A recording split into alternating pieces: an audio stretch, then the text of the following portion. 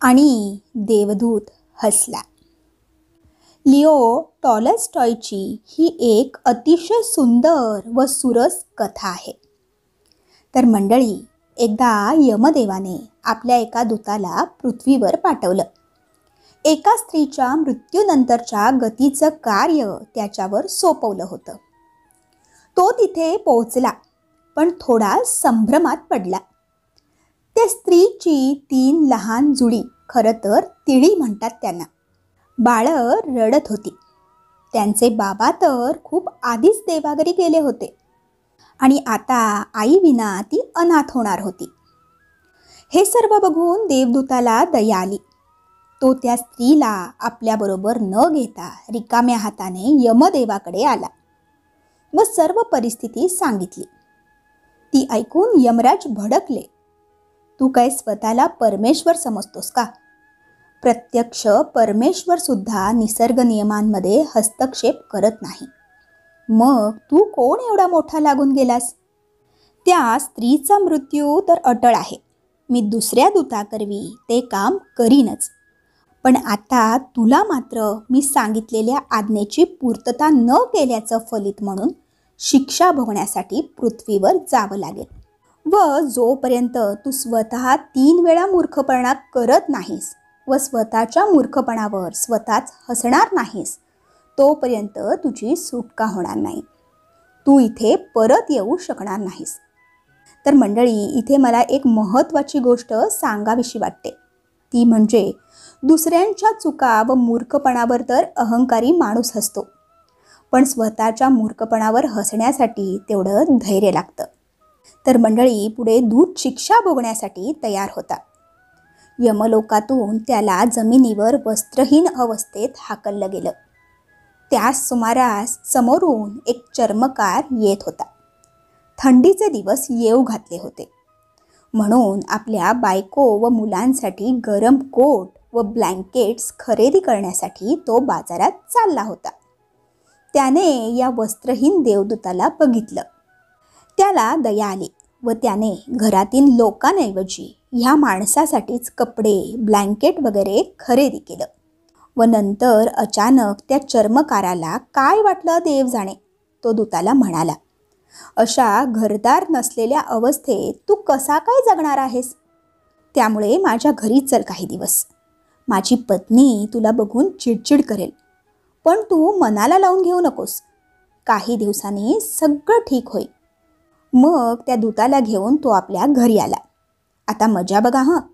त्या चर्मकारालाही माहीत नव्हतं आपण कुठल्या व्यक्तीला घरी नेत आहोत, ना त्या पत्नीला समजलं की आपल्या घरी या मनुष्याच्या रूपात कोण आलाय. त्याची ओळख करून देत चर्मकाराने सांगितलं, हा काही दिवस आपल्याकडेच राहणार आहे. घरी आलेल्या आगंतुकाला बघून पत्नीचं टाळकच सरकलं. त्याच्या समोरच म्हणाली, इथं आपल्याला गिळायला अन्न नाही, त्यात भरीसभर म्हणून ही ब्यात का मागे लावून घेतलीये? आणि देवदूत पहिल्यांदा हसला. चांभाराला आश्चर्य वाटलं आणि तो म्हणाला, ती तुला एवढं बोलली आणि तू त्यावर हसत आहेस? त्यावर देवदूत म्हणाला, अशा प्रकारच्या अजून 2 घटना झाल्यावर व त्यावर मी हसल्यानंतर ह्याचं उत्तर देईन. आजच्या घटनेवर दूत हसला कारण पत्नीला हे माहीत नव्हतं की तिच्या पतिराजांनी ज्याला घरी आणलं आहे तो सामान्य मनुष्य नसून त्याच्यामध्ये दैवी शक्ती आहे, ज्याच्या पदस्पर्शाने पुढील काही दिवसातच त्यांचं भाग्य उजळणार आहे. मनुष्याचे विचार किती सीमित व स्वार्थी असतात ना. हम उतना ही देख लेते हैं जितना हमें ऊपरी तौर पर दिखता है. नियति के मन में तो कुछ और ही होता है. पत्नीला आपल्या मुलांसाठी गरम कोट व ब्लँकेट न घेतल्याचं दुःख होतं.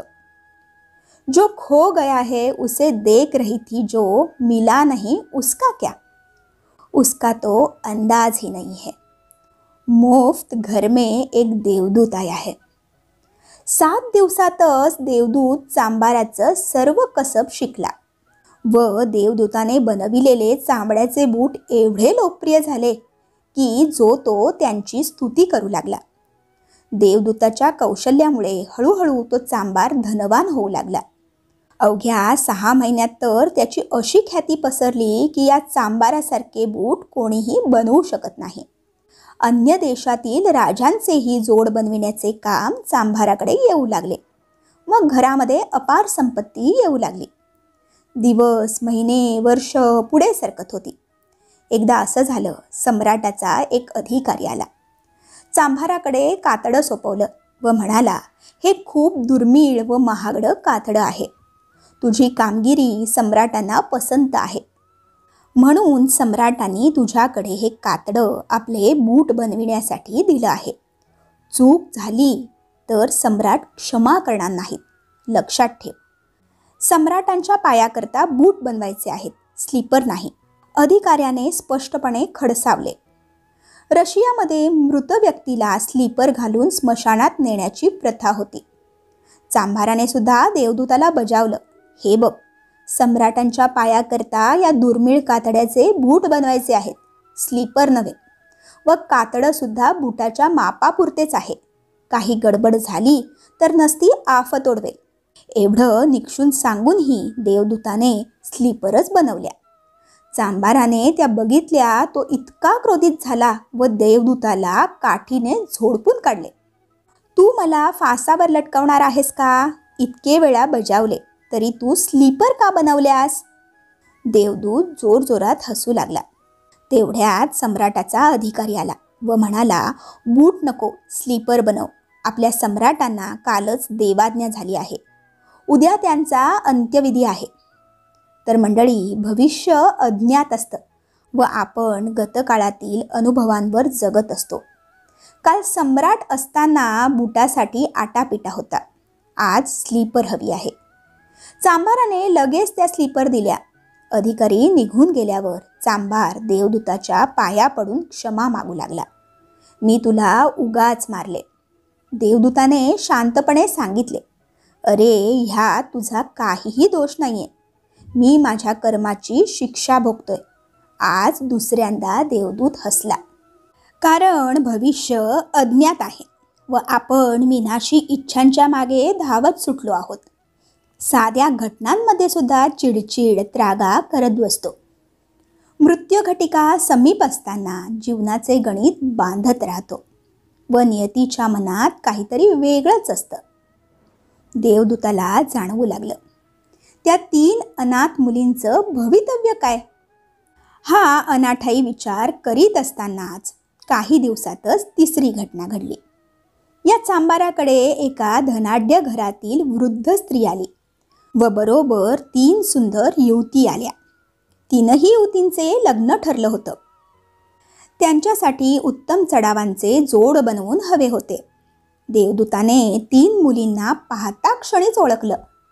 ह्याच त्या 3 मुली होत्या ज्यांच्या मृतप्राय आईकडे बघून त्याला दया आली व नियतीमध्ये स्वतःहून केलेल्या हस्तक्षेपामुळे तो आज शिक्षा भोगत होता. त्या 3घी जणी अतिशय सुंदर व समृद्ध दिसत होत्या. देवदूताला उत्सुकता वाटली. त्यांच्याबरोबर जी वृद्ध आली आहे ती कोण आहे? वृद्ध स्त्रीला विचारल्यावर तिने सांगायला सुरुवात केली, ह्या मुली माझ्या समोरच राहत होत्या. यांची आई लहानपणीच देवाघरी गेली. ती अतिशय दारिद्र्यात दिवस काढत होती. तिच्या पश्चात या मुलींचं कसं होणार?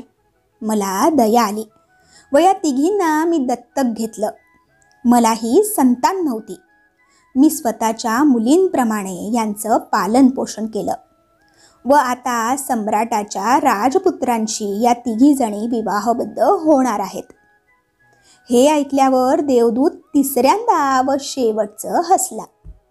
त्याने चांभाराला स्वतःच्या हसण्याचं कारण सांगायला सुरुवात केली. आज जर त्या 3 मुलींची आई जिवंत असती तर ह्या 3घी जणी दारिद्र्यात खितपत पडल्या असत्या. पण आता आई नसल्याने वृद्ध स्त्रीला दया आली व तिच्या संपत्तीला वारस मिळाला व 3घी जणींनी समृद्धी उपभोगली. तसेच वृद्ध स्त्रीला संतान सुख मिळालं. देवदूताने सांगितलं, मी चुकलो होतो. नियती ही माझ्यापेक्षा सूत्रबद्ध व योग्य आहे. तिच्या कार्यामध्ये मी हस्तक्षेप केल्याने मला जी शिक्षा मिळाली होती ती आज पूर्ण झाली. आता मी तुझा निरोप घेतो. एवढं बोलून तो देवदूत पाहता पाहता तिथून अदृश्य झाला. कथा जरी इथे संपली असली तरी त्याचा सारांश मात्र कायम आपल्याबरोबर ठेवायचा आहे. एकंदरीतच सध्याचं वातावरण व काहींचे अपमृत्यू, देहहत्या बघून बऱ्याच जणांच्या मनात हा प्रश्न येतो, इतक्या तरुण वयात ही व्यक्ती का गेली? त्याच्या पश्चात त्याच्या कुटुंबाचं, त्यांच्या मुलाबाळांचं काय होणार? काही जण तर ह्या घटनांकरता चक्क परमेश्वरालाच दोषी ठरवतात. म्हणे त्याला जर न्यायचंच होतं तर हॉस्पिटलचा खर्च व इतक्या यातना का दिल्या? ज्या ईश्वराचं वर्णन आपण प्रेमाचा सागर, कृपाळू असं करतो, तो आपल्याच मुलांशी असा निष्ठुरपणे कशाला वागेल?